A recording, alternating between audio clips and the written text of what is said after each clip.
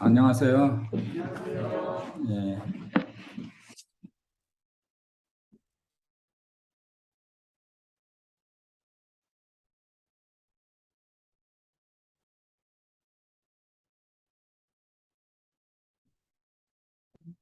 오늘 성도님들과 함께 나눌 은혜의 말씀은 남은 자손과 성화입니다. 에베소서 4장 13절의 말씀을 읽겠습니다. 우리가 다 하나님의 아들을 믿는 것과 아는 일에 하나가 되어 온전한 사람을 이루어 그리스도의 장성한 분량이 충만한 데까지 이르리니. 에, 이 구절을 보니까 하나님의 아들을 믿어서 우리가 다 온전한 사람이 되어서 그리스도의 장성한 분량, 그리스도의 품성에 이르기까지 자라 자라라, 이런 뜻의 구절입니다. 제목은 남은 자손과 성화. 남은 자손은 재림 성도를 말하는 것 같은데, 재림 성도는 성화를 이루어야 된다, 그런 말씀을 가지고 약 한 30분간 말씀을 전하겠습니다. 이 성화는 그리스도 안에서 자라나는 것은 하나님의 참 자녀들 모두가 매일의 삶 속에서 반드시 경험해야 하는 일입니다. 베드로후서 3장 18절의 말씀은 오직 우리 주 그리스도의 은혜와 저를 아는 지식에서 자라가라고 말씀했습니다. 그것은 모든 그리스도인이나 모든 생명체는 자라나지 않는 것은, 그러한 생명은 죽은 생명이라는 것입니다. 재림교회 구원론에서 보면 성화가 그 이상의 특별한 의미를 지녔는데, 이는 성화의 경험이 남은 자손으로서의 이 교회의 사명과 아주 밀접한 관계가 있기 때문입니다. 이 같은 이유로 재림교회 구원론에서는 칭의보다는 성화가 더 많이 거론되고 있습니다. 하지만 칭의에 대한 이해가 없이는 성화를 이해하는 것이 매우 어려우므로 먼저 칭의를 간략히 다룬 후에 본 주제인 성화를 다루기로 하겠습니다. 칭의란 무엇인죠? 칭의란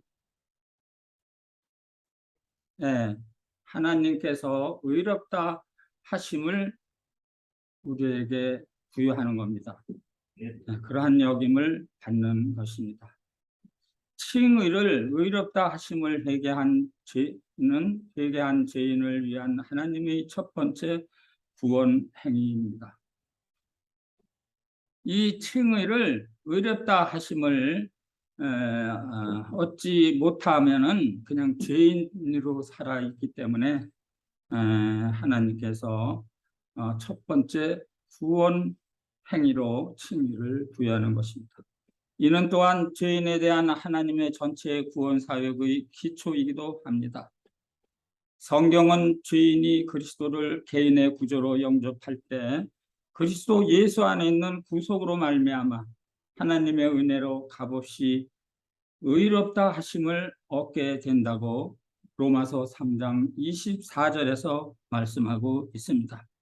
의롭다 하심을 받음으로써 로마서 5장 8절에는 그는 생명에 이르게 되며 우리가 아직 죄인 되었을 때에 그리스도께서 우리를 위하여 죽으심으로 하나님께서 우리에게 자기의 사랑을 확증하셨느니라 했습니다.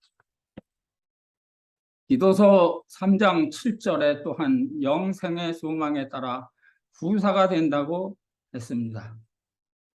칭의에 대한 재림교회의 견해는 다음 5가지로 요약하여서 볼 수 있습니다. 첫째는 오직 회개한 죄인만이 의롭다 하심을 받습니다. 그냥 다 받는 게 아니고 밖에 세상 사람들 다른 천주교 무당 세계 이러한 뭐 다른 그 재림 교인이 아닌 뭐 많은 종파들이 있죠. 많은 세상 사람들이 또 있죠. 네. 그런데 오직 회개한 죄인만이 의롭다 하심을 받는 것입니다. 회개 없이는 칭의도 없는 것입니다. 이는 그리스도께서 오직 회개한 자들만을 용서하시기 때문입니다. 그분은 죄악과 허물과 죄를 용서하시는 구주이지만 죄를 범하고 회개하지 않는 영혼은 결코 깨끗게 하지 않으십니다. 회개는 죄인이 하나님의 구원으로서의 초청을 받아들이고 자기 뜻을 그분의 뜻에 굴복시키는 것으로 개인이 해야만 하는 선택의 한 부분이기 때문입니다. 죄인이 이 같은 선택을 할 때만이 하나님께서 그를 의롭다 하시는 칭의를 주시는 것입니다. 둘째는 의롭다 하심을 받는 것은 죄 형벌이 면제되는 것을 의미합니다. 면제, 싹 없어지는 것입니다. 재림교회 백과사전에는 칭의를 회개한 죄인이 죄책에서 벗어나서 하나님의 은총을 회복했다고 선언하는 그분의 면소 행위를 백과사전에서 정의하고 있습니다. 칭의는 정죄와 반대되는 것입니다. 바울도 로마서 8장 1절에서 그리스도 예수 안에 있는 자에게는 결코 정죄함이 없다고 했습니다. 셋째는 칭의에는 죄에 대한 용서가 포함되어 있습니다. 칭의는 죄에 대한 완전한 용서입니다. 그리스도의 의가 그에게 옷 입히게 되고 하나님의 용서의 은혜를 받고 곧 믿음으로 말미암아 의롭다 하심을 받게 되는 것입니다. 용서와 칭의는 하나입니다. 같은 뜻입니다. 사단의 자녀에서 그리스도의 충성된 신하로 또는 자녀로 신분이 완전히 바뀌는 것을 말하는 것입니다. 그리스도께서 그를 양자로 받아주시기 때문입니다. 그래서 그리스도의 아름다운 의의 옷으로 자신의 불의를 가린 그 죄인이 하나님 앞에 흠없이 서게 되는 것입니다. 칭의를 죄의 용서라는 측면에서 볼 때 우리는 그 다음 두 가지를 사항에 유념할 필요가 있습니다. 첫째는 그리스도께서 실제로 용서할 대상은 죄인이 범한 죄가 아닌 죄인 자신입니다. 하나님은 죄를 미워하고 죄인은 사랑하시는 분이십니다. 용서는 언제나 사랑의 대상에게 베풀어지는 것입니다. 넷째는 칭의는 입혀주는 의를 말합니다. 우리가 의롭다 하심을 받은 의는 입혀주는 의입니다. 성화하게 하는 의는 그리스도께서 나눠주는 의를 말하는 것입니다. 의롭다 하심을 받은 의는 하늘나라에 들어갈 수 있는 증서가 되며 그리스도께서 나눠주시는 의는 하늘나라에서 살 수 있는 우리의 적합성을 말하는 것입니다. 성화는 나눠주시는 의로 정의되고 입혀주시는 칭의는 하늘에 들어갈 수 있는 증서가 되는 것입니다. 다섯째로 칭의는 죄인에게 새로운 법적 지위를 부여합니다. 그 첫째로는 하나님으로부터 의롭다 하심을 받는 바로 그 순간 그 사람의 법적 지위가 죄인에서 의인으로 바뀌게 되는 것입니다. 이는 그가 더는 정죄를 받지 않으며 또한 죄의 형벌로부터도 자유로워지는 것을 의미하는 것입니다. 그 두 번째는 이러한 지위를 얻는 것과 유지하는 것 둘 다 그리스도의 바른 관계를 맺고 그 관계를 계속 유지할 때만 가능한 것입니다. 만일 후에 그리스도와 관계가 깨어지면 그에게 부여됐던 새로운 법적 지위에는 모두 박탈된다는 것입니다. 죄인에게 의인의 법적 지위를 부여하는 것은 단지 그를 의롭다 선언하는 것, 그 이상을 의미하는 것입니다. 새로운 법적 지위로 인해 그에게 의인의 받을 모든 상급과 특권을 누릴 수 있는 자격이 부여됩니다. 이는 그가 하늘 가는 자격을 얻는 것과 그곳에서 영생의 삶을 누리는 것이 자기 자신의 의가 아닌 그에게 옷 입혀진 그리스도의 의로 인한 것임을 성도 여러분 알아두시기 바랍니다.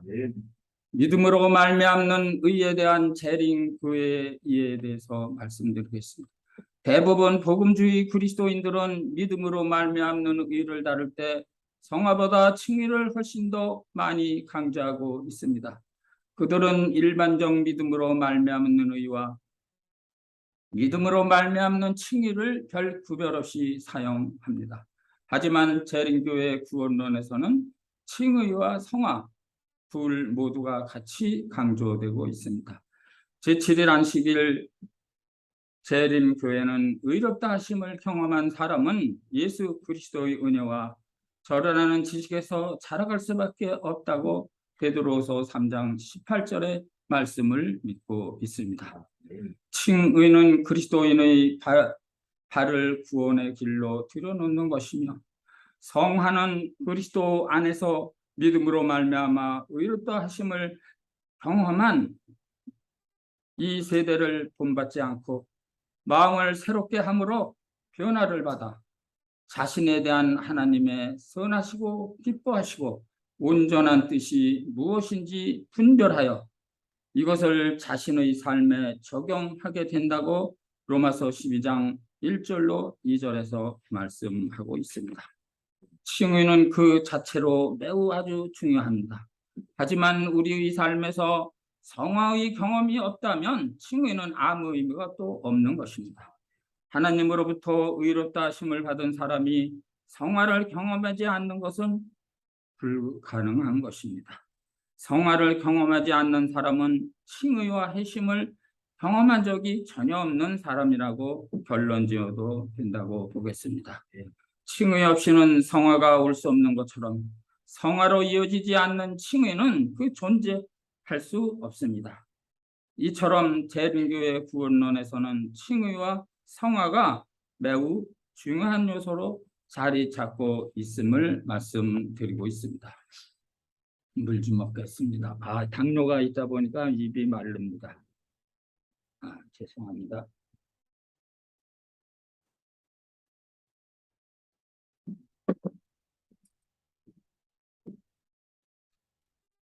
성화의 정의.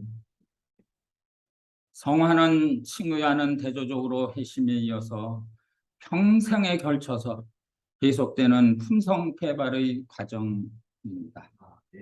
성화는 한순간에 이루어지는 것이 아니라 은혜 안에서 지속적으로 성장해 나가는 것입니다.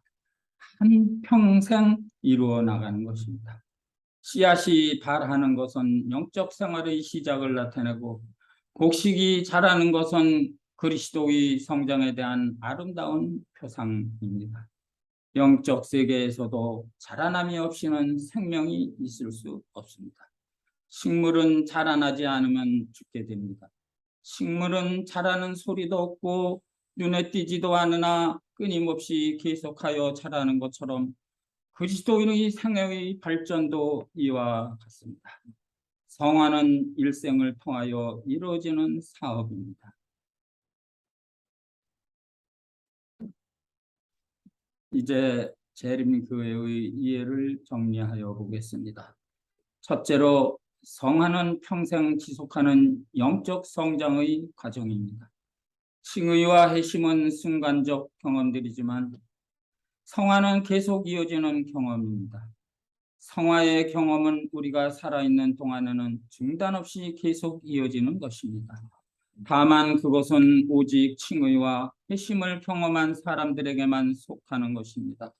이런 경험은 우리가 하늘에 가서 살 때도 계속 이어져 갈 것으로 봅니다. 둘째로 성화는 품성 개발의 과정입니다. 이는 영적 성장이 곧 품성의 개발임을 의미합니다.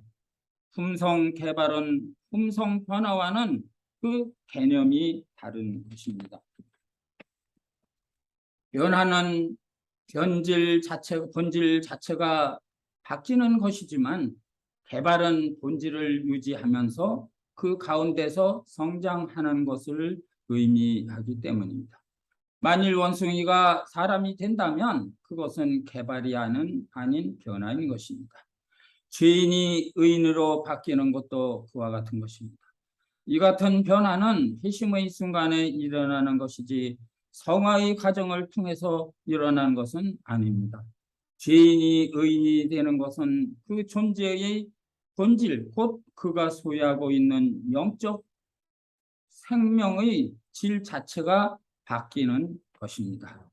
재림교의 신학에서는 성화는 순간적인 변화가 아닌 지속적인 변화로 의의 품성이 그 본질을 유지하면서 성장해가는 과정을 말하고 있는 것입니다. 셋째는 품성 개발 과정의 어떤 지점에서든지 그 사람은 완전한 존재로 여김을 받게 됩니다. 사람은 출생 순간부터 항상 사람으로 존재합니다. 온 우주에서 완전한 존재는 하나님 한 분이십니다. 피조물이 창조주와 같아지는 일은 불가능하기 때문입니다. 넷째로 성화는 구원을 확정짓는 기준은 아닙니다. 구원을 확정짓는 것은 성화가 아닌 칭의와 회심입니다. 네. 완전한 바울처럼 우리 마음이 바뀌는 것을 말하는 것입니다. 네. 예수께서 재림하실 때 쟁점은 사람의 품성이 어느 정도 개발되었는가 하는 것이 아닙니다. 사람이 하늘에 가고 못 가는 것은 그가 그리스도 안에서 의롭다 하심을 받고 성령으로 거듭났는지 아닌지 그 여부에 달려있는 것입니다.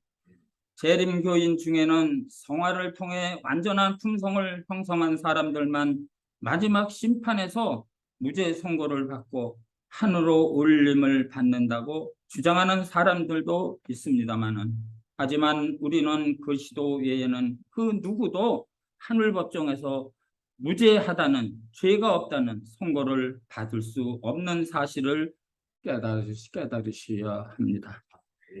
하늘 법정에서는 사람의 현재 상태가 아닌 그의 전 생애가 심판의 대상이 되기 때문입니다. 따라서 사람이 하늘 법정에서 무죄 판결을 받는 것은 그의 전 생애가 그리스도의 흠없는 생애로 완전히 가려질 때만 가능한 것입니다. 여기 처음에 에베소서 한 구절을 제가 읽은 것처럼 그리스도의 장성한 분량이 이룰 때까지, 그 말 뜻이 결국은 여기에 지금 읽은 사람이 하늘 법정에서 무죄 판결을 받는 것은 그의 전생애가 그리스도의 흠없는 생애로 완전히 없어질 때만, 가려질 때만, 바뀌어졌을 때만 가능하다는 말씀을 드리는 것입니다. 품성 개발과 남은 자손의 사명에 대해서 말씀하겠습니다. 지금까지 살펴본 것처럼 사람이 하늘에 가는 것은 그가 성화되었기 때문이 아니라 칭의와 회심을 경험했기 때문입니다. 물론 성화, 하나님의 품성대로 쑥쑥 하나님의 말씀을 먹고, 말씀이 걸음입니다. 영양분입니다. 곡식은 비료를 줘야 자라지만 우리 성도는 말씀이 영양소이기 때문에 말씀을 먹고 사는 것이거든요. 그래야 자라는데, 이 말씀을 읽고 그 말씀을 깨달아서 행동으로 나타내지 않아도 아무 소용이 없는 것입니다. 그리스도인은 말씀, 영양소를, 하나님의 말씀을 먹고 반드시 밖에 나가 나의 대상자들에게 빛을 반사하고 또 반사하고 이런 사명감을 이루지 못하면 다 가능하지 않습니다. 네. 지금까지 살펴본 것처럼 사람이 하늘에 가는 것은 그가 성화되었기 때문이 아니라 칭의와 회심을 경험하기 때문입니다. 그리스도와 함께 십자가에 달린 두 강도 중 하나의 경우가 이를 확증하고 있습니다. 그는 자신의 죄를 회개한 후 의롭다 하심을 받고 회심을 경험하였음이 분명합니다. 하지만 죽기 전에 자신의 품성을 개발할 기회를 거의 없었습니다. 그렇죠. 순간적이고 잠깐이니까. 그런데 그런 강도에게 그리스도께서는 내가 나와 함께 낙원에 있으리라고 누가복음 24장 43절에서 약속의 말씀을 하셨습니다. 네. 네. 뭐라 그랬죠? 네가 나와 낙원에 같이 있으리라는 그런 구절을 말씀했죠. 그렇다면 성화는 왜 필요한가? 네. 이게 칭의와 회심을 하야만 된다고 그랬지 성화로 하늘에 간다는 거는 아니라고 하니까, 그렇다면 성화는 왜 필요한가? 품성 개발의 목적은 그럼 무엇인가? 이 질문에 대한 적절한 답을 얻기 위해서는 성화 곧 품성 개발에 대한 폭넓은 이해가 필요하다고 보겠습니다. 타락한 인류에게만 국한해서 본다면 품성 개발은 영적으로 거듭난 사람들만이 하는 경험으로 보겠습니다. 네. 우리 믿지 않는 사람들은 해당이 안 되지만 믿는 사람들은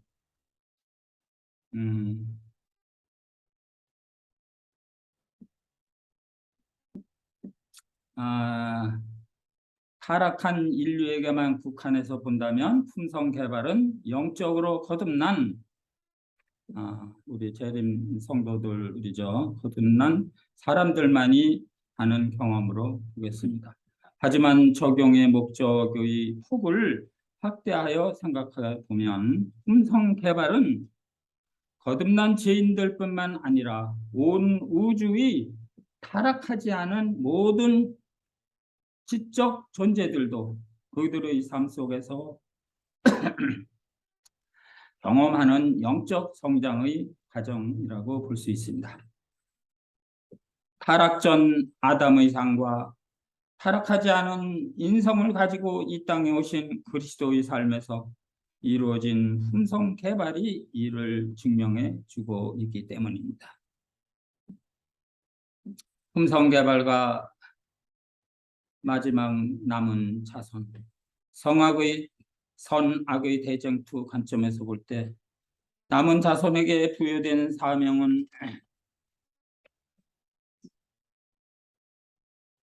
그리스도께서 이 땅에 계실 때 수행하신 사명과 동일합니다.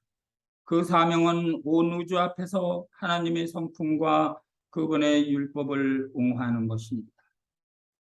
사명뿐만 아니라 사명을 성취하는 방법 또한 같습니다. 그리스도께서는 사명을 이루신 것처럼 남은 자손 역시 품성을 완전히 이루도록 개발함으로 사명을 이루게 되는 것입니다. 재림교회에서 성화가 하나의 교리로 삶의 경험으로 매우 중요시 되는 것은 같은 이유입니다.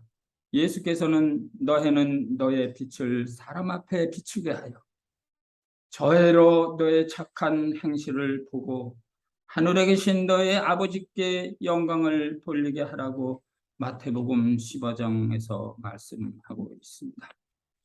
성도 여러분, 너의 빛을, 말하자면 안장로가 빛을 발휘할 만큼 성령으로 거듭났는지, 성령으로 거듭나서 성령으로 사는 그러한 사람에게서 빚어나오는 그 강렬한 빛이 다른 사람이 보았을 때 감동받고 은혜받고, 그렇게 빛을 다른 사람 앞에 비추게 하여 그들로 하여 나의 착한 행실을 보고 하늘에 계신 너의 아버지께서 영광을 받으시고 그러한 삶을 살아가기를 원하고 있는 것입니다. 그렇다면 과연 성도 여러분들, 그러한 얼굴에, 내 마음의 모든 모습의 품성에 그러한 빛을 발산할 수 있는 성령으로 거듭난 분 자신이 있습니까? 그렇게 살고 계십니까들? 그렇게 살지 않으면은 믿음이 헛것이 될지도 모르기 때문입니다. 잘 무슨 말을 했는지 깨달아 분별하여 행동으로 나타내시기 바랍니다. 남은 자손은 그 구성원들의 변화된 생애와 품성을 통해서 그 사명을 이루어 나가는 신앙 공동체입니다. 재림교회에서 하나의 교리로서 삶의 경험으로 성화가 크게 강조되는 것은 바로 이 같은 이유 때문입니다. 앞에서 살펴본 것처럼 개인의 구원은 성화가 아닌 칭의이나 회심의 경험 여부에 의해 결정된다고 하겠습니다. 잘하는 거, 변하는 거 다 좋습니다만 바울처럼 완전히 변경되는 나의 모든 겉과 속이 뒤바뀌는 그러한 회심, 그러한 경험이 필요하다는 것입니다. 하나님의 회심의 경험 여부에 의해 결정된다고 하겠습니다. 사람은 칭의와 회심의 경험을 통해서 하나님의 자녀로 인정받고 자신이 영적 삶을 시작하게 되는 것입니다. 하지만 그리스도인의 영적 삶에서 성화의 경험 또한 이에 못지않게 중요한데, 이는 그가 이 경험을 통해서 자신에게 주어진 하늘의 사명을 이루어 나가기 때문입니다. 칭의와 회심이 필요하다고 하는데 또 그와 못지않게 성화가 또 강조되는 장면이죠.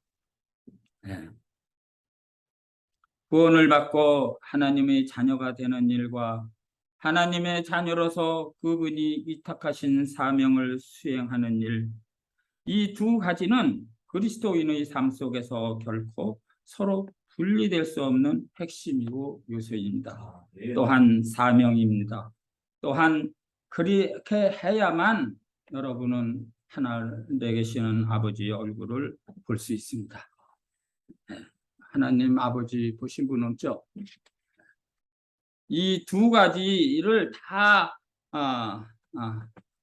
이루어 나가시면은 반드시 예수님 얼굴이 어떻게, 우리나라에는 예수님의 얼굴 실제로 그려지는 게 없이 다 창작해서 그려서 어떤 게 진짜인지 알 수 없다고 하는데, 여러분 예수님 보고 싶지 않습니까? 33살 만에 자꾸 올라가셨으니까 그대로 청년으로 계실까요? 나이를 잡셨을까요? 궁금하죠? 네, 저도 좀 가서 보고 싶습니다.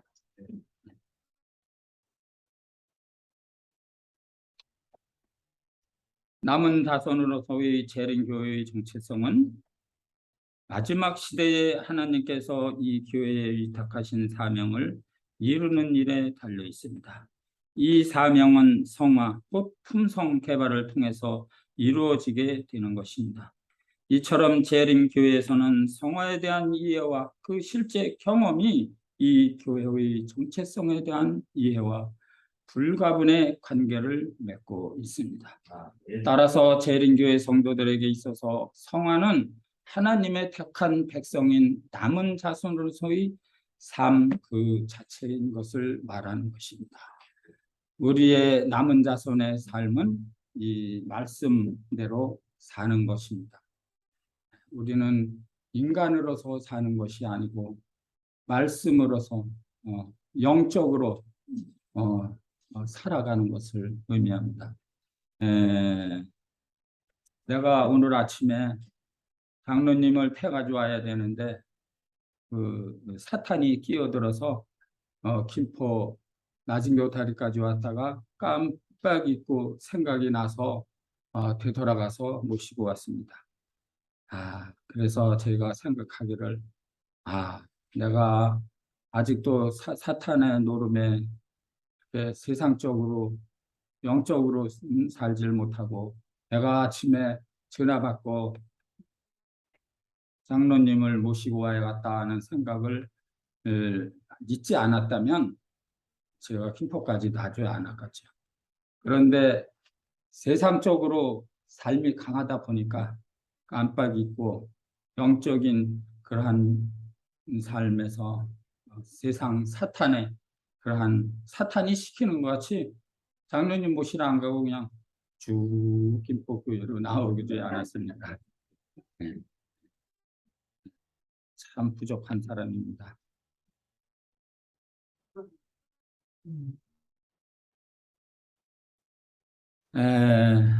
재림교회 성도들에게 있어서 성화는 하나님의 택한 백성인 남은 자손으로서의 삶, 우리는 반드시 하늘나라의 백성, 성령으로 거듭난 이런 세상을 체험하시면서 살다 가시기 바랍니다. 세상에 비칠 마지막 자비의 빛, 곧 세상에 전파되어야 할 마지막 국률의 기별은 하나님의 사랑의 품성을 드러내는 것입니다. 반사하는 것입니다. 우리가 그러한 품성을 옷 입어서 누가 나를 봐도 저 사람은 참 성령을 입은 사람이구나 이렇게 보이게 될 만큼 거듭나시기 바랍니다. 하나님의 자녀들은 하나님의 영광을 드러내야 합니다. 저희 생애와 품성을 통하여 저희를 위하여 행하신 하나님의 은혜를 나타내야 합니다. 의의 태양 광선의 선행, 곧 진실한 말과 거룩한 행실을 통하여 비치게 되어 있다고 실물교훈 415쪽에서도 가르치고 있습니다.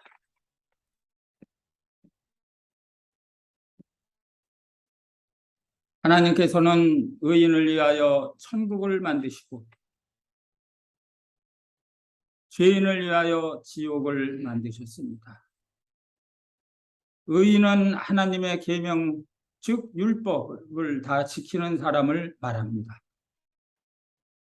죄인은 하나님의 계명을 어긴 사람들을 말합니다. 안타깝게도 이 세상에 의인이 한 사람도 없다는 것입니다. 자, 여러분, 의인은 하나님의 계명, 즉 율법을 다 지키는 사람을 말한다고 했습니다. 하나님의 계명을 어긴 사람이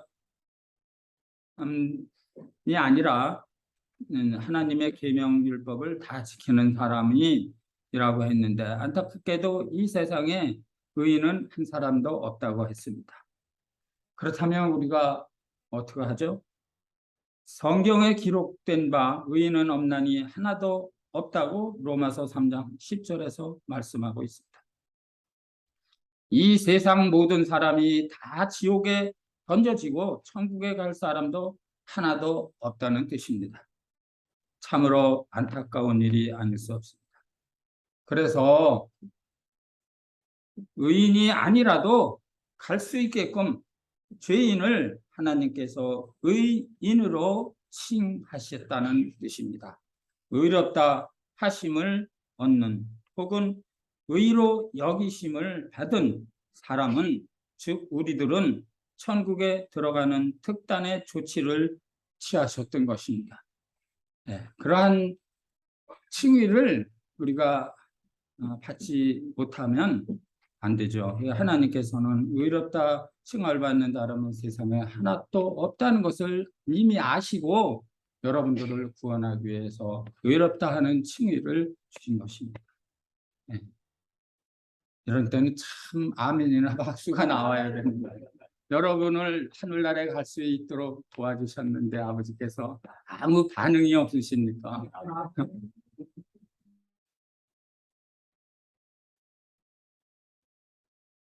그렇다면 죄인이 어떻게 하면 하나님으로부터 의인이라 칭함을 받습니까? 그것은 오직 믿음으로만 가능합니다. 이것이 칭의 구원입니다.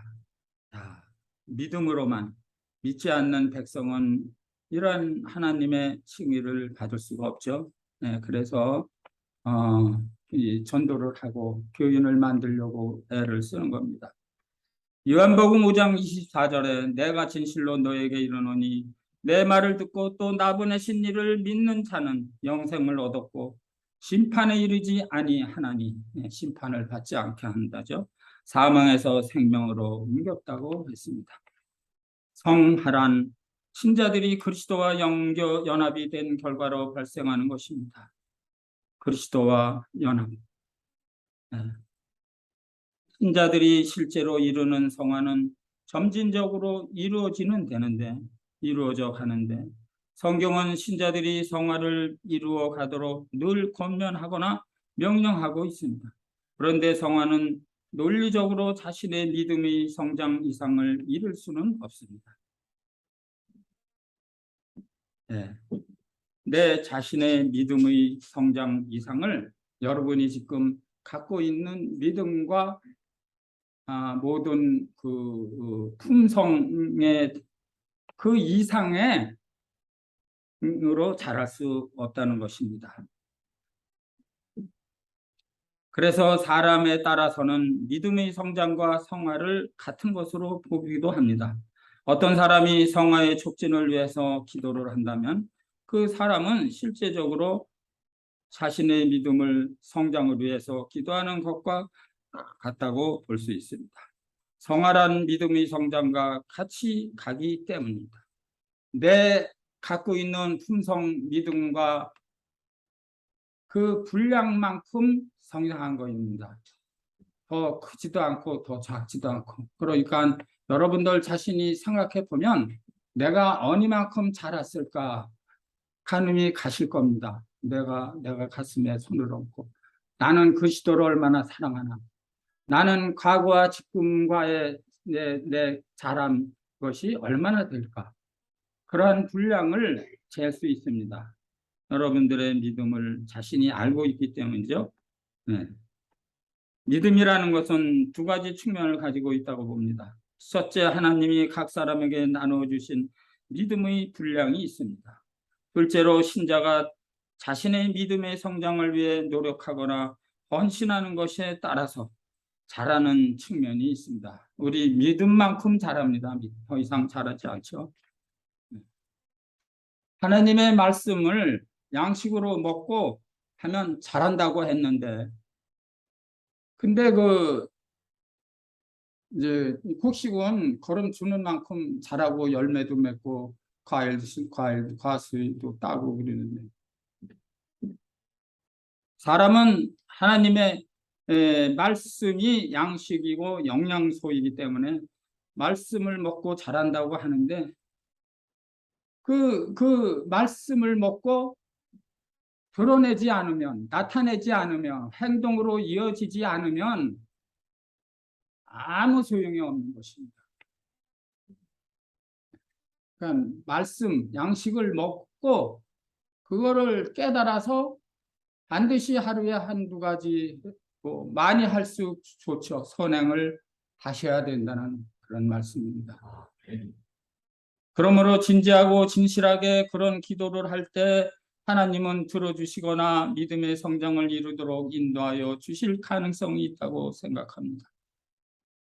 그러나 이때 첫 번째 믿음의 분량에 이르도록 인도하실 것으로 생각합니다.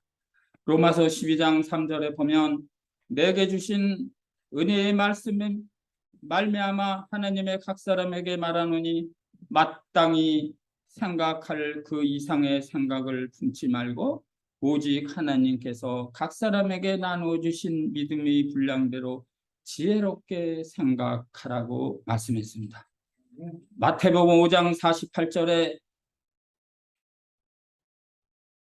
그러므로 하늘에 계신 너의 아버지의 온전하심과 같이 너에도 온전하라. 네, 온전하시기 바랍니다. 베드로 2장 2절 갓난아기들 같이 순전하고 신령한 젖을 삼아라.